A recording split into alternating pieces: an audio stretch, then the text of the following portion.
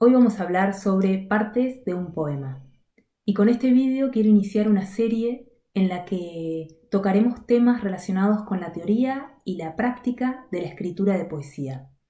Antes de comenzar, te invito a buscarnos en las redes sociales como @bestialectora. Puedes encontrarnos en Facebook, Twitter, Instagram, TikTok, LinkedIn y Pinterest. También te invito a que te suscribas al canal para no perderte ninguno de los vídeos de esta serie. Soy Tesnehuen y esto es Bestia Lectora.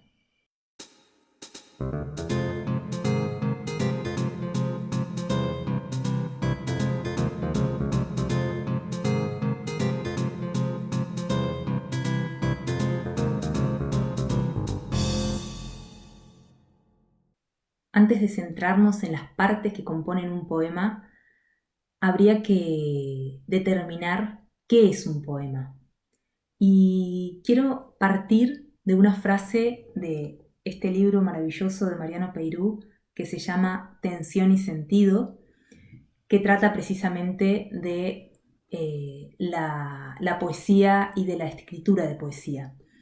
Y la frase dice: un poema es un espacio creado para escuchar al otro que hay en uno, para llegar a las zonas de uno mismo que no conocemos del todo bien. Me parece muy interesante esta definición porque, a diferencia de otros géneros literarios, la poesía apunta siempre al autodescubrimiento. A grandes rasgos podríamos decir que un poema se diferencia de un texto en prosa porque los elementos que lo componen, los elementos lingüísticos que componen un poema, se encuentran acomodados a lo largo de su estructura, dependiendo en gran parte de la musicalidad. En la prosa, el mensaje es el elemento principal. En poesía es la música y es esa tensión la que da sentido a la escritura y a la lectura de un poema. Y ahora sí, pasemos a los elementos que componen un poema. El elemento básico o la unidad menor se conoce con el nombre de verso y es cada línea que compone el poema. Dentro del verso tenemos palabras, elementos gramaticales y elementos lingüísticos que se encuentran ordenados de una determinada forma para darle movimiento y sentido al verso. Los silencios dentro del verso se conocen como pausas métricas. A la vez, el conjunto de versos componen el segundo elemento principal de un poema, que es la estrofa. Varias estrofas componen un poema. Las estrofas son entonces versos consecutivos que tienen una cierta unidad y que separan la estructura del poema. Los dos siguientes elementos están sumamente relacionados. Son la rima y el ritmo, y ambos tienen que ver con la música.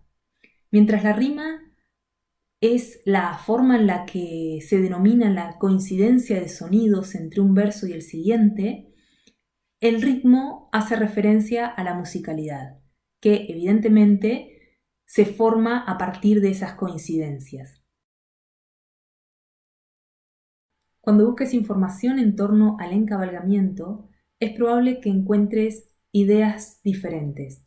Por un lado, hay gente que opina que es un elemento principal del poema, pero otras consideran que es un recurso poético y que generalmente, como es uno de los más utilizados, suele terminar englobado en las partes que componen un poema.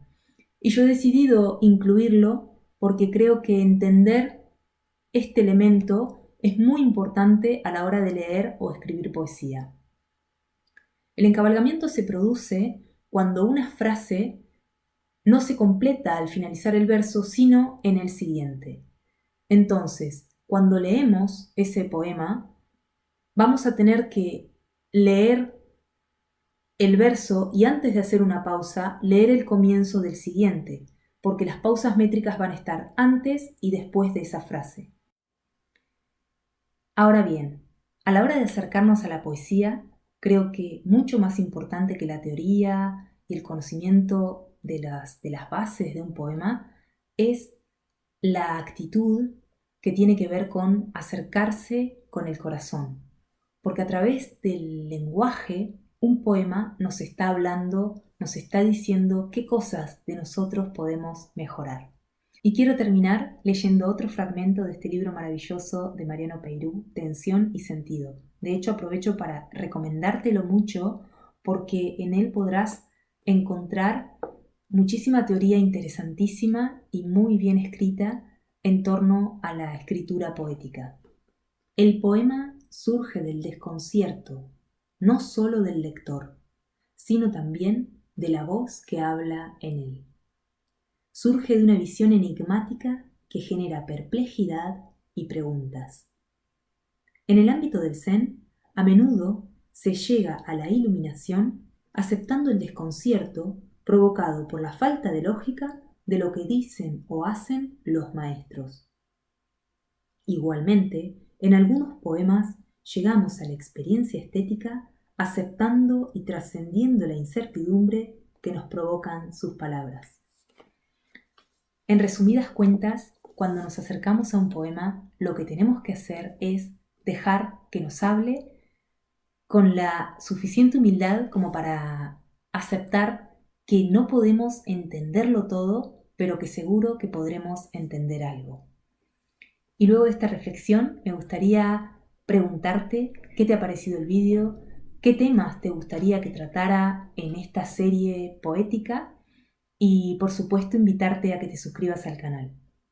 Aprovecho también para contarte que ya está disponible la aplicación de Bestia Lectora para Android y que puedes descargártela en el enlace que dejo en la descripción.